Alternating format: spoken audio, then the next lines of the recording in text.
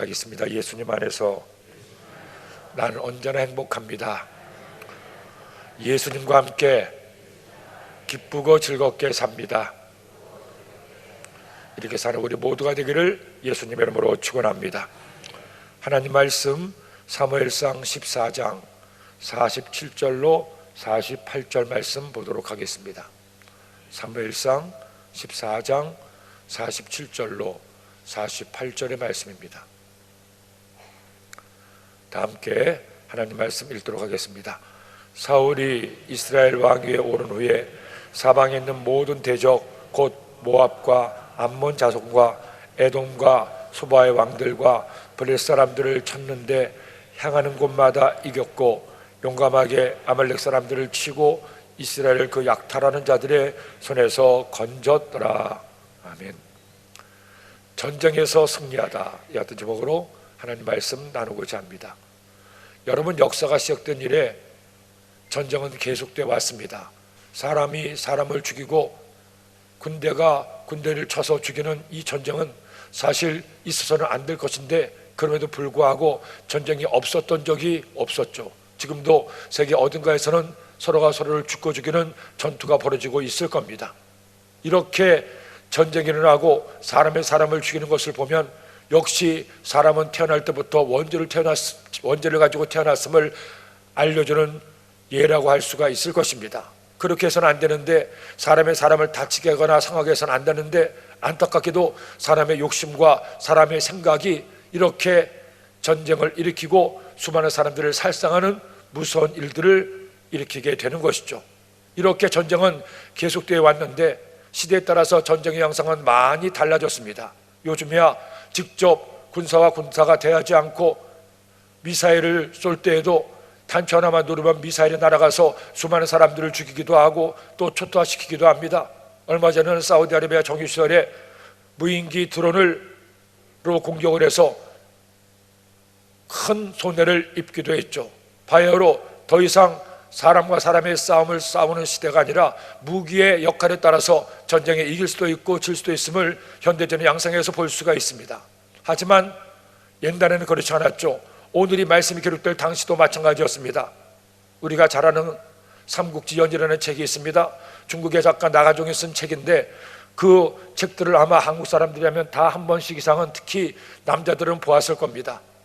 저 유명한 유비, 관우, 장비, 조자룡, 여포, 제갈공명, 이 같은 사람들이 주인공으로 나온 이 책을 보면 중국의 삼국시대 때 위와 오와 촉이 삼국을 이루고 결국 천하통일을 이루기 위해서 그들이 각축을 벌이는 수많은 전투가 나오게 됩니다. 그때 어떤 나라가 어떤 부대가 승리합니까? 뭐니 해도 그때만 해도 사람 대 사람의 싸움이었습니다. 그러다 보니 아주 용맹한 무술에 능한 장수가 와서 상대방의 장수와 1대1로 싸우게 됩니다. 그래서 그렇게 1대1로 싸워서 이긴 쪽에 군사들은 사기가 충천하게 되고 그 여세를 몰아서 패한 쪽에 장수가 있는 부대를 치는 경우를 많이 볼 수 있고, 이렇게 한 사람의 용맹함과 뛰어난 실력이 전쟁의 승패를 좌우하는 경우를 그 삼국지를 통해서 여러 번 볼 수가 있습니다. 뭐 조자룡도 그랬고 장비도 그랬죠. 장비 한 명이 장평교 위에서 떡하니 버티니까 수많은 대군들이 그 다리를 건너지 못합니다. 그렇게 용맹스러웠던 장비, 관우, 조자룡, 그들의 이야기가 많이 인구에 회자되기도 했었죠. 그런데 오늘 이 말씀은 그런 삼국지 시대에 장비나 관우가 싸웠던 시대보다도 약 1000년이 더 앞선 시대입니다.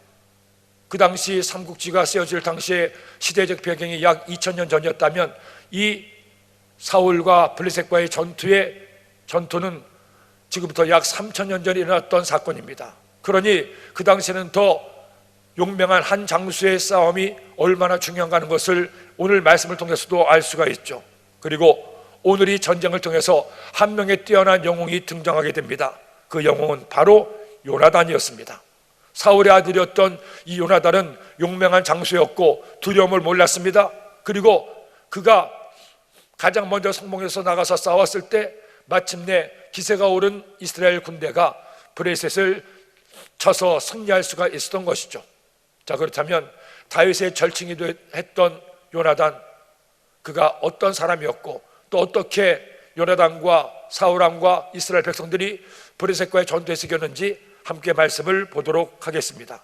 먼저 오늘 말씀 1절로 15절 말씀에 요나단의 기습작전이 나오게 되죠. 1절로 5절 말씀을 함께 읽겠습니다.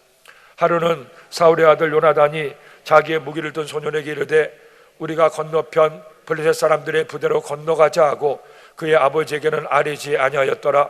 사울이 기브와 변두리 미고른에 있는 석류나무 아래에 머물렀고 한뼘 백성은 600명 가량이며 아이야는 에봇을 입고 거기 서 있었으니 그는 이가봇의 형제 아이두베의 아들이요 비나스의 손자요 실로에서 야훼의 시장이 되었던 엘리의 증손이었더라.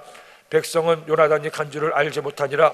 요나단이 블레셋 사람에게로 건너가려 하는 어기사의 이쪽에는 험한 바위가 있고 저쪽에도 험한 바위가 있는데 하나의 이름은 보세스요 하나의 이름은 세네라. 한 바위는 북쪽에서 믹마스 앞에 일어섰고 하나는 남쪽에서 게바 앞에 일어섰더라. 요나단이 이제 블레셋 진영과 대칭을 이뤄서 이스라엘 군대의 진을 이루고 있는데 한쪽을 담당하고 있었습니다. 지난번 시간에 말씀 나눈 것처럼 사울은 한때 부대를 데리고 있었고 요나단도 한때 부대를 데리고 또 다른 쪽에 진을 치고 있었죠. 그런데 아직 전쟁은 소강 상태에 이르렀습니다. 그때 요나단이 가만히 보니 이대로 있어서는 안 될 것 같아서 우리가 한번 몰래 적진에 침투해보자 하고 얘기하게 됩니다. 그런데 이것을 사울에게 말하지 않죠. 사울에게 말하면 보나마나 너는 안 돼, 너는 아직 할 수가 없어. 원래가 아버지는 아들을 항상 걱정의 눈으로 보게 되지 않습니까? 혹시나 또 잘못될까 봐 염려해서라도 적진에 들어가려는 요나단을 막을 수밖에 없지 않습니까? 그것을 잘 알았던 요나단이었기 때문에 아버지에게 말하지 않고 그냥 자신의 부하와 함께 몰래 들어가려고 합니다. 그런데 오늘 말씀 4절로 5절 말씀에 보면 그 블레셋 진영으로 가려고 하는 그쪽 가는 길에 험한 바위가 둘이 있음을 말씀하고 있죠. 그 험한 바위의 이름도 나옵니다. 보세스고 세네라고 하는 바위입니다. 여러분 보세요. 어떤 이들은 이 성경 말씀은 한낱 전설이고 이야기라고 얘기하죠. 그러나 그렇지 않음을 이 말씀을 통해서도 알 수가 있지 않습니까? 정확하게 요나단이 블레셋 진영으로 가려고 하는 그 어귀에 있는 바위의 이름까지 얘기할 만큼 이렇게 분명한 역사적 사실에 기초하고 있음을 오늘 성경의 말씀은 보여주고 있습니다. 이렇게 용맹한 요나단이 두려워하지 않고 무언가를 시도하려고 이제 작정하게 되죠. 그리고 자신을 돕는 자신의 부하에게 이렇게 얘기를 합니다. 6절로 10절 말씀. 요나단이 자기의 무기를 든 소년에게 이르되 우리가 이 할례 받지 않은 자들에게로 건너가자. 야훼께서 우리를 위하여 일하실까 하노라. 야훼의 구원은 사람이 많고 적음에 달리지 아니하였느니라. 무기를 든 자가 그에게 이르되 당신의 마음에 있는 대로 다 행하여 앞서가소서. 내가 당신과 마음을 같이하여 따르리이다. 요나단이 이르되 보라, 우리가 그 사람들에게로 걸어가서 그들에게 보이리니 그들이 만일 우리에게 이르기를 우리가 너에게로 가기를 기다리라 하면 우리는 우리가 있는 곳에 가만히 서서 그들에게로 올라가지 말 것이요, 그들이 만일 말하기를 우리에게로 올라오라 하면 우리가 올라갈 것은 야훼께서 그들을 우리 손에 넘기셨음이니 이것이 우리에게 표징이 되리라 하고, 요나단이 자신의 부하에게, 자신의 무기들을 든 부하에게 얘기를 합니다. 우리가 몰래 저 블레셋에 먼저 들어가고자 하는데, 기습작전을 벌이려고 하는데 우리 한번 건너가 보지 않겠느냐? 하나님께서 우리를 위해서 일하시고 있으니까 하나님의 뜻이면 우리가 승리할 수가 있어. 야훼의 구원은 사람이 많고 조금에 있지 않으니까 우리 둘만이라도 충분히 기습해서 성공해서 저들의 예봉을 꺾고 사기를 높일 수 있지 않겠느냐 하고 하나님께 능력을 구하고 이처럼 얘기하고 있죠. 이때 무기를 든 그 부하도 얘기합니다. 당신의 마음에 있는 대로 행하여 앞서가소서. 내가 당신과 마음을 같이하여 따르리이다. 자신의 신복의 마음을 완전히 얻고 있는 요나단임을 알 수가 있습니다. 평소에도 이와 같이 신뢰할 수 있고 또 용감하고 싸움을 잘하는 것을 이 부하는 알았기 때문에 전폭적으로 자신의 생명을 요나단에게 맡기는 것이 아니겠습니까? 그런데 이때 요나단이 무턱대고 들어가지 않습니다. 하나님의 표정을 구하게 되죠. 우리가 저들에게 가면서 우리를 먼저 보여주자. 그러면 저들이 우리가 가겠다고 우리에게 오면 우리는 적전에 들어가지 말고 여기서 싸우고, 만일 그들이 우리 보고 오라고 하면 하나님의 뜻인 줄 알고 우리가 가서 그들과 맞서 싸우자. 하나님의 뜻을 구하는 거죠. 용맹하되 하나님의 뜻을 구하는 그 요나단을 하나님이 기뻐하십니다. 그리고 하나님께서 이와 같은 표정을 보여주시게 됩니다. 11절로 12절 말씀. 둘이 다 블레셋 사람들에게 보임에 블레셋 사람이 이르되 보라, 히브리 사람이 그들이 숨었던 구멍에서 나온다 하고, 그 부대 사람들이 요나단과 그의 무기를 든 자에게 이르되 우리에게로 올라오라, 너에게 보여줄 것이 있느니라 한지라. 요나단이 자기의 무기를 든 자에게 이르되 나를 따라 올라오라, 야훼께서 그들을 이스라엘의 손에 넘기셨느니라 하고. 우리가 저들에게 우리의 모습을 보이면 저들이 반응하지 않겠느냐? 저기 나타났네 해서 그들이 용맹하게 오면 우리는 섣불리 나가지 말고 여기서 싸우자. 그렇지 않고 저들이 오라고 하면 우리를 우습게 여기는 거니까 우리가 가서 하나님의 뜻임을 알고 나가 싸우자 얘기했는데, 아니나 다를까 이 블레셋 사람들이 불쑥 나타난 요나단과 그의 부하를 보고 얘기하는 겁니다. 저것들이 둘밖에 안 하는데 우리에게 모습을 보이네. 이리 와. 그렇게 우습게 여기고 오라고 하자 요나단은 용맹하게 하나님의 뜻으로 알고 그들과 더불어 싸우게 되는 거죠. 13절로 15절 말씀. 요나단이 손발로 기어 올라갔고 그 무기를 든 자도 따랐더라. 블레셋 사람들이 요나단 앞에서 엎드러짐에 무기를 든 자가 따라가며 죽였으니 요나단과 그 무기를 든 자가 반나절 같이 가리 땅 안에서 처음으로 쳐 죽인 자가 20명 가량이라. 들에 있는 진영과 모든 백성이 공포에 떨었고 부대와 노략군들도 떨었으며 땅도 진동하였으니 이는 큰 떨림이었더라. 여기 조자룡 뺨치는 용사가 생겼습니다. 요나단이죠. 그가 무기를 든 자와 함께 나가서 블레셋 군사가 왔을 때 먼저 요나단이 블레셋 군사를 쳐서 쓰러뜨립니다. 그러면 뒤에서 무기를 든 자가 이어서 그 쓰러진 자를 죽이는 거예요. 그렇게 전투가 벌어져서 온 몸으로 든 무기를 가지고 20명가량을 죽인 겁니다. 양쪽 진영이 일촉즉발로 대치하고 있는데 한쪽에서 소동이 일어납니다. 그리고 블레셋 군사들이 하나둘 죽어 넘어가는 거죠.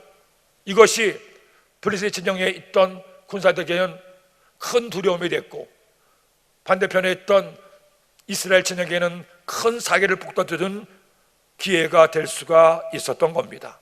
여러분, 요나단이 이와 같이 하나님의 뜻을 묻고 전투에 임했을 때 마침내 승리할 수가 있었습니다. 요나단의 무엇이 이와 같은 승리를 거두게 하고 블레셋의 그 예병을 꺾게 했습니까? 뭐니 해도 그의 용맹함과 담대함이었습니다. 두려워하지 않는 그의 믿음이 이와 같은 승리를 얻게 하셨고, 그와 같은 그의 두려워하지 않는 마음의 배후에는 야훼 하나님께 대한 신뢰와 믿음이 있었기 때문입니다. 전쟁은 하나님께 속한 것이고 하나님의 뜻이 있으면 우리는 반드시 승리할 수 있다. 이 믿음을 가지고 요나단이 나갔을 때 하나님께서 요나단의 편을 들어주셨고 이 전투에서 승리하게 하는 최초의 전투로 승리하게 만들어 주었던 것이죠. 우리가 예수님 믿으며 살면서 우리가 영적 싸움을 싸워가면서 어떤 일을 하든지 우리에게 꼭 필요한 한 가지가 있습니다. 용기와 담대함이 있어야 돼요. 어떤 일이든 지레 겁을 먹고 나는 해도 안 돼, 해봤자 소용없어 하는 마음으로 실패를 두려워해서 시도하지 않는다면 그는 아무것도 할 수가 없죠. 현대 정적회장에 유명한 일화가 있지 않습니까? 때로는 불가능해 보이는 일도 직원들에게 이야기할 때가 있습니다. 그때마다 사장님, 이것은 어렵습니다, 힘이 듭니다 얘기할 때 항상 했던 유명한 말이죠. 해보기나 해봤어, 해보기나 했어. 왜 시도도 하지 않고 안 된다고 지레 겁을 먹느냐는 겁니다. 그런 불굴의 도전 정신이 아무것도 없었던 한 쌀집 소년이 오늘날의 현대그룹을 이루기 위한 가장 큰 자산이 될 수가 있었던 것이 아니겠습니까? 여러분, 사람이 어떤 일에서든 승리하고 성공하기 위해서는 이와 같은 도전 정신이 필요합니다. 힘들다고, 어렵다고, 안 될까봐 무섭다고 시도도 하지 않으면 그는 절대로 뭔가를 이뤄낼 수가 없습니다. 하지만 비록 내가 잘난 것 없고 잘하는 것 없어도 하나님이 나와 함께 계심을 믿고 하나님의 자녀가 되었으니 주님이 나를 도우심을 믿고 담대하게 문제와 맞서 싸우면, 도전하고 또 도전하면, 실패해도 또 도전하고, 그야말로 7,8기의 정신으로 또 도전하고 또 도전할 때 우리는 승리할 수가 있는 것이죠. 제가 고등학교 다닐 때 한 번은 친구들과 함께 권투 시합을 봤습니다. 그때 뭐 저희들만 본 게 아니라 전 국민이 다 봤을 거예요. 어떤 권투 시합이었냐 하면 홍수환 선수와 헥토르 카라스키아의 시합이었습니다. 그런데 저쪽 남미의 돌주먹으로 여겨지고 전승을 KO승으로 거두었던 그 상대편 선수와 그것도 상대 진영에 가서 권투 시합을 했는데 처음에 1회에 그만 4번이나 다운을 당했습니다. 한 번 넘어지고 한 번 다운됐네 했는데 일어났는데 두 번째 또 넘어지고, 야, 이거 어려운 거다니까 한 대 일어났는데 세 번째 또 넘어졌어요. 이제는 틀렸구나 생각했는데 마침 그때 그 시합은 3번 넉다운이 돼도 다시 일어나면 계속할 수가 있었습니다. 3번 넘어졌을 때 틀렸다고 생각했는데 4번째 일어났습니다. 야, 어떻게 또 일어날 수 있나? 정말 대담한 맷집이다 생각했는데 또 때려서 또 넘어졌어요. 4번째 넘어진 거였죠. 그런데 4번째 넘어졌어도 이 선수가 또 일어나는 겁니다. 그리고 겨우 공이 울리고 끝났죠. 그 다음에 2회가 됐는데 저렇게 4번이나 1회에 넘어졌으니 2회는 이길 수가 없을 거 생각했죠. 그런데 2회가 시작되자마자 언제 넘어졌냐는 듯 쉽게 그가 달려들어서 마침내 헥토르 카르스키아를 2회에 KO 시켜버리고 말아요. 이른바 4전 5기의 신화가 생긴 거였죠. 한국 권투 역사상 전무후무한 시합이었습니다. 그때 저도 친구들과 함께 그 시합을 보면서 얼마나 고래고래 소리를 질렀는지, 그때 그 집 지붕이 날아가지 않을까 하는 걱정을 할 정도로 그렇게 소리를 질렀어요. 사실 쉬운 일이 아니죠. 도전한다는 것은 결코 만만하지가 않습니다. 하지만 우리는 더구나 하나님의 자녀이니 하나님 은혜를 구하고 도전하고 또 도전할 때 하나님께서 우리와 함께하는 것이 아니겠습니까? 저도 제 평생에 여러 번의 도전의 기회가 있었고 그 도전의 기회를 놓치기도 했지만 또 그 도전에 응해서 최선을 다했을 때 하나님 은혜를 얻은 적도 있습니다. 그 중에 한 가지 사건을 제가 잊을 수가 없습니다. 독일에 선교사로 10년간 있다가 다시 한국으로 와서 본교회에서 주님을 섬기게 되었죠. 그런데 당장 목사님께서 본교에 들어가서 한 4개월쯤 있었을 때 목사님이 이전에 청년들도 많이 담당했으니까 청년국장을 좀 맡아주세요 하는 말씀을 주셔서 제가 청년국장을 맡게 됐습니다. 그때 나이가 52살쯤 됐었는데 그렇게 청년국장을 맡고 아이들에게 지금 나오면 안 되고 좀 이따 나와야 되는데 아이들에게 이제 말씀을 전하고 청년들과 함께 호흡을 하게 되는데 그 대성전 주일 오부예배 때 3층까지 꽉 차서 청년들이 뛰고 구르면서 하나님을 예배하는데 저도 이전에 청년실로 돌아간 것 같고 너무너무 감사했어요. 야, 내가 다시 한번 청년들과 호흡하고 청년들에게 비전을 제시하고 하나님의 뜻을 알게 하시니 너무너무 감사하구나. 그렇게 한 6개월쯤 지났는데 쭉 지나다 보니까 한 가지 아쉬움이 있었습니다. 오랫동안 어른 사역을 하고 그리고 딱 이틀에 잡힌 설교를 하고 또 예배를 드리다 보니 청년들과 좀 괴리감을 느끼고 좀 맞지 않는 부분이 있었어요. 하나님께 기도했습니다. 하나님, 좀 더 우리 청년들이 하나님을 가까이 만나고 하나님의 은혜를 얻기를 원하는데 어떻게 하면 좋겠습니까? 그렇게 하나님께 기도를 하는데 하나님께서 제 마음 가운데 그런 감동을 주셨습니다. 김 목사, 너의 스타일을 바꿔라. 청년들과 같은 생각을 하고 청년들과 같은 옷을 입고 청년들과 같은 모습으로 나를 예배해라. 그들과 하나 되어라 하는 마음에 감동을 주셨어요. 그래서 그 당시에 여러 외국의 청년 사역의 동영상도 보고 하니 좀 더 자유롭게 양복도 입지 않고 넥타이도 풀고 또 그냥 이렇게 자리에 서서 꼼짝없이 말씀을 전하는 것이 아니라 자유롭게 다니면서 말씀을 전하고 스타일도 어떤 청년들처럼 젊은 스타일로 하는 모습들이 신선하게 다가왔습니다. 그래, 적어야 나도 청년들과 함께 뭔가 새롭게 변화를 줘야 되지 않겠는가. 그래서 어떻게 할까 계속 연구하고 또 의논도 하고 회장단과 이런저런 얘기를 나누니까 목사님 그거 참 좋습니다, 한번 시도해 보세요 얘기를 해서 당장 목사님께 말씀을 드렸습니다. 목사님, 청년들과 함께 좀 새롭게 예배의 변화를 가져오기를 원하는데 그러기 위해서는 먼저 제가 변해야 될 것 같습니다. 그렇게 해도 되겠습니까? 말씀을 드렸더니 목사님께서 아무 걱정하지 말고 하고 싶은 대로 다 하세요, 뒤는 내가 책임질 테니까 알아서 하세요. 그 말씀이 힘을 얻어가지고 그래, 그럼 한번 해보자 하고 하나님께 기도하면서 하나하나 바꾸어가기 시작했습니다. 먼저 옷부터 바꿨습니다. 아이들은 젊게 입고 와서 설교하는데 저는 딱 2대 8 딱 가르고 양복 딱 입고 꼿꼿하게 서서 말씀을 전하니까 물론 말씀의 내용은 다 똑같지만 말씀을 그들이 대하는 것이 좀 멀게 느껴질 수가 있다는 생각을 했죠. 그래서 과감하게 양복을 벗었어요. 넥타이를 풀렀습니다. 그리고 머리도 목사님 2대 8은 아닙니다 해서 머리를 하는 자매에게 부탁을 했더니 그 젊은이에게 맞는 머리로 바꾸어 줬습니다. 그리고 결정적으로 제일 큰 변화를 가져온 것이 마이크였죠. 이제까지는 항상 설교를 할 때 마이크를 들고 하지도 못했어요. 이렇게 고정시켜 놓고 딱 지금 이 모습 그대로 평생을 설교를 했습니다. 그리고 항상 원고를 앞에 두고 원고를 위주로 해서 말씀을 전했어요. 그런데 마이크를 헤드셋 마이크로 해서 마이크를 차고 그리고 설교를 여기서 하는데 이 설교에서 원고를 벗어나서 이동하면서 말씀을 전하기로 결심했습니다. 드디어 디데이가 됐어요.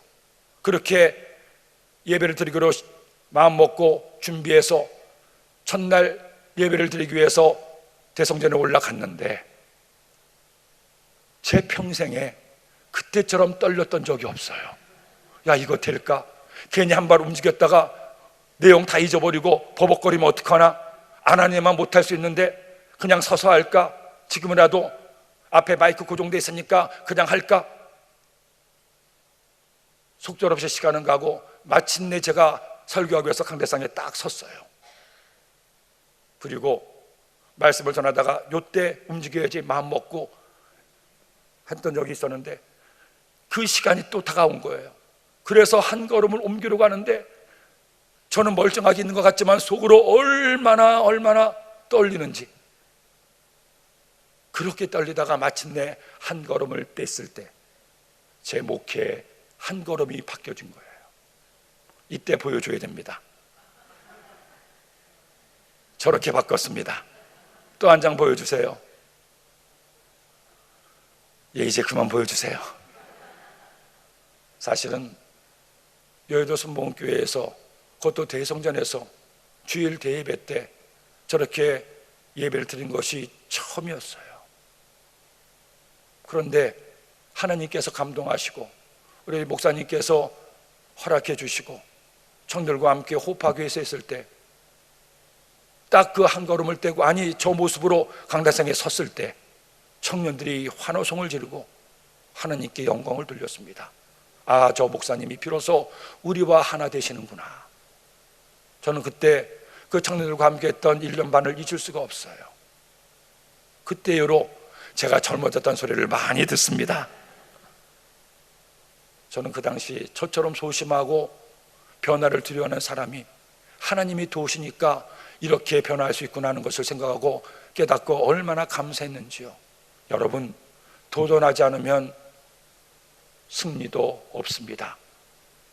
두려워서 소망만 있으면 아무것도 이뤄낼 수가 없습니다. 하지만 우리가 담대하게 주님의 능력 믿고 맞서 싸울 때, 요나단처럼 나아갈 때 승리할 수가 있으니 여러분 절대로 도전을 두려워하지 마세요. 힘들다고 어렵다고 낙심하고 들어 물러앉지 마세요. 우리에게는 우리의 하나님이 계십니다. 두려워하지 말라, 내가 너와 함께함이라. 놀라지 말라, 나는 내 하나님이 됨이라. 내가 너를 도와주리라, 내가 너를 굳세게 하리라. 참으로 나의 의로운 오른손으로 너를 붙들어 주리라.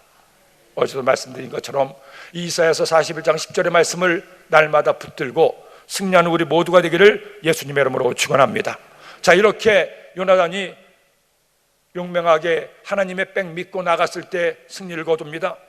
그러자 하나님께서 이스라엘을 구원하시게 되죠. 16절 23절 말씀이 나오는데 16절로 17절 말씀 읽겠습니다. 베냐민 기브아에 있는 사울의 파수꾼이 바라본즉 허다한 블레셋 사람들이 무너져 이리저리 흩어지더라. 사울이 자기와 함께한 백성에게 이르되 우리에게서 누가 나갔는지 점호하여 보라 하여 점호한즉 요나단과 그의 무기를 든 자가 없어졌더라. 한쪽 블레셋 진영이 무너지니까 사울이 알아보는 거죠. 누가 저기서 싸우고 있는지 한번 알아보라 했더니 요나단이 없어진 것을 알게 되죠. 요나단이 가서 싸우고 있다는 말을 듣자 사울이 아들 잃을까 봐 겁을 덜컥 먹었어요. 그래서 급히 진영 안에 있던 법궤를 가져오게 합니다. 18절 말씀, 사울이 아이에게 이르되 하나님의 궤를 이리로 가져오라 하니 그때 하나님의 궤가 이스라엘 자손과 함께 있음이니라. 하나님의 궤를 옆에 두고 이제 사울이 자신의 아들도 살리고 이 여세를 몰아 승리하기 위해서 직접 이스라엘을 공격합니다. 19절로 22절 말씀, 사울이 재앙에게 말할 때에 블레셋 사람들의 진영의 소동이 점점 더한지라 사울이 제사장에 이르되 내 손을 거두라 하고 사울과 그와 함께한 모든 백성이 모여 전쟁에 가서 본즉 블레셋 사람들이 각각 칼로 자기의 동무들을 치므로 크게 혼란하였더라. 전에 블레셋 사람들과 함께하던 히브리 사람이 사방에서 블레셋 사람들과 함께 진영에 들어왔더니 그들이 돌이켜 사울과 요나단과 함께한 이스라엘 사람들과 합하였고 에브람 산지에 숨었던 이스라엘 모든 사람도 블레셋 사람들이 도망함을 듣고 싸우러 나와서 그들을 추격하였더라. 지금까지 지긋지긋하게 이스라엘을 괴롭히던 블레셋이었습니다. 더구나 그들은 막강한 무기를 가지고 있었죠. 철로 된 무기를 가지고 제대로 된 무기도 없는 이스라엘을 괴롭히고 침략하고 빼앗아갔어요. 그래서 마침내 왕이 세워지고 이 사울 왕이 블레셋과 처음으로 본격적인 전투를 하게 되는데 하나님께서 요나단을 통해서 먼저 선봉에 서게 하시고 승리의 기운을 갖게 합니다. 이어서 사울이 쳐들어갔을 때 하나님께서 역사하셨죠. 오늘 말씀해 보니까 그들끼리 자기의 동무들을 쳐서 크게 혼란하였더라. 하나님께서 전쟁에서 일하실 때 이런 일들이 종종 벌어집니다. 역대하 20장 말씀에서도 모압과 암몬과 마온의 세 나라가 연합해서 유다 나라를 침략하러 왔어요. 그때 하나님을 경외하던 여호사밧 왕이 하나님 앞에 눈물로 기도하며 하나님의 도움을 구할 때 하나님께서 야시알 선지자를 통해서 이 전쟁은 너희가 싸울 것이 없으니 너희는 가만히 있어 보기만 하라고 말씀합니다. 그 말씀을 힘입어서 여호사밧이 제장들을 통해 찬양대를 도축하고 군대 앞서 찬양대를 내세워서 연합군의 진영과 맞서 싸웁니다. 그리고 하나님을 찬송하게 해요. 그렇게 하자 하나님이 역사하셔서 모압과 암몬 군대가 자신의 동맹인 세일산 사람 40군대를 치게 하고 그들 가운데 자중질환에나 큰 승리를 거두게 하셨습니다. 이런 일들이 이전에 바로 이 블레셋과의 전투에서도 있었던 거예요. 이렇게 자기들끼리 막 싸우고 혼란이 일어나니까 왜 갑자기 기습 공격을 당해서 막 사람이 죽어나가니까 누가 누군지 알아볼 수 없어 자기들끼리 싸우게 되는 거죠. 이렇게 되자 이전에는 블레셋 사람들을 돕던 히브리 사람들이 오히려 칼을 돌려서 블레셋 사람들을 치기 시작하고 또 숨어있던 이스라엘 사람들도 함께 나와서 블레셋 사람들을 추격하고 공격하게 되는 거죠. 결국 그들은 큰 승리를 거두게 됩니다. 23절 말씀, 야훼께서 그날에 이스라엘을 구원하심으로 전쟁이 베다연을 지나니라. 하나님께서 이스라엘을 구원하셨습니다. 여기까지 끝났으면 참 좋았을 텐데 뒤에 또 안타까운 하나의 사건이 있습니다. 이렇게 승리에 취한 사울이 한 가지 맹세를 합니다. 24절 말씀, 이날에 이스라엘 백성이 피곤하였으니 이는 사울이 백성에게 맹세시켜 경계하여 이르기를 저녁 곧 내가 내 원수에게 보복하는 때까지 아무 음식물이든지 먹는 사람은 저주를 받을지어다 하였습니다. 그러므로 모든 백성이 음식물을 맛보지 못하고, 막 전쟁에 이기니까 사울이 너무나 신나는 거예요.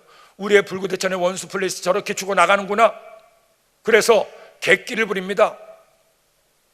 싸워서 이기기 위해서는 배 같은 들하고 힘이 있어야 되는데 완전히 승리하기 전에는 아무것도 먹지 말라. 먹으면 저주를 받을지어다. 자기 마음대로 이와 같이 맹세를 한 거예요. 그런데 이 맹세를 몰랐던 요나단이 그만 숲으로 들어갔다가 땅에 꿀이 있으니까 그 꿀을 먹은 거였죠. 요나단이 한참 그렇게 싸우고 꿀을 먹었으니 성경 말씀에 보니까 눈이 밝아졌다고 말하고 있습니다. 다시 기운이 나서 싸울 기력이 생겼죠. 그러자 옆에 있던 사람이 당신 얘기 못 들었습니까? 당신 아버지 사울이 아무것도 먹지 말라고 하는데 먹었으니 어떻게 합니까? 그러자 요나단도 얘기를 하죠. 아니, 힘이 있어야 싸우지 왜 아버지가 그렇게 말씀했는지. 오히려 요나단도 안타까워하죠. 그리고 드디어 전투가 끝났을 때 그렇게 못 먹게 했기 때문에 백성들이 너무나 배가 고픈 겁니다. 그러자 마침내 승리하고 나서 백성이 탈취한 물건들 가운데 양과 소와 송아지를 끌어다가 그것을 잡아먹는데 너무나 배가 고프니까 율법의 말씀에 피째 먹으면 안 되는데 피째 먹은 거예요. 이 사울이 객기 부려서 못 먹게 한 것이 아들 요나단도 어려움을 겪게 하고 이제 사람들도 죄를 짓게 하는 겁니다. 이것을 알게 되자 그제서야 사울이 이래서는 안 되겠다 하고 한 곳을 지정해서 거기서 소나 양을 잡아서 피는 다 빼고 고기를 먹게 하죠. 비로소 먹지 못하게 하는 금지령이 풀어지게 된 겁니다. 그렇게 먹고 비로소 사울이 하나님 앞에 감사의 제단을 쌓게 되죠. 35절 말씀 읽겠습니다. 사울이 야훼를 위하여 제단을 쌓았으니 이는 그가 야훼를 위하여 처음 쌓은 제단이었더라. 처음 쌓은 제단이었더라. 이렇게 하나님께 감사의 제단을 쌓고 사울은 계속해서 추격하기를 원하는데 하나님께서 추격을 허락하지 않습니다. 말씀을 안 해요. 그래서 아하, 뭔가 사단이 일어났구나, 하나님께서 말씀 안 하시니 왜 그런가 하고 알아봤더니 요나단이 꿀을 먹은 것을 제비뽑기를 통해 알게 됩니다. 그러자 열받은 사울이 요나단을 죽이겠다고 하죠. 그때 백성들이 그런 사울을 말립니다. 45절 말씀만 읽겠습니다. 45절. 백성이 사울에게 말하되 이스라엘의 큰 구원을 이룬 요나단이 죽겠나이까? 결단코 그렇지 아니하나이다. 야훼의 살아계심을 두고 맹세하옵나니 그의 머릿돌 하나도 땅에 떨어지지 아니할 것은 그가 오늘 하나님과 동역하였음이니이다 하여 백성이 요나단을 구원하여 죽지 않게 하니라. 오히려 왕이었던 사울을 말리는 백성들. 요나단의 용맹함과 담대함과 믿음이 있었다면 사울에게는 의심과 염려와 성급함이 있었어요. 자기 의의가 너무나 강했습니다.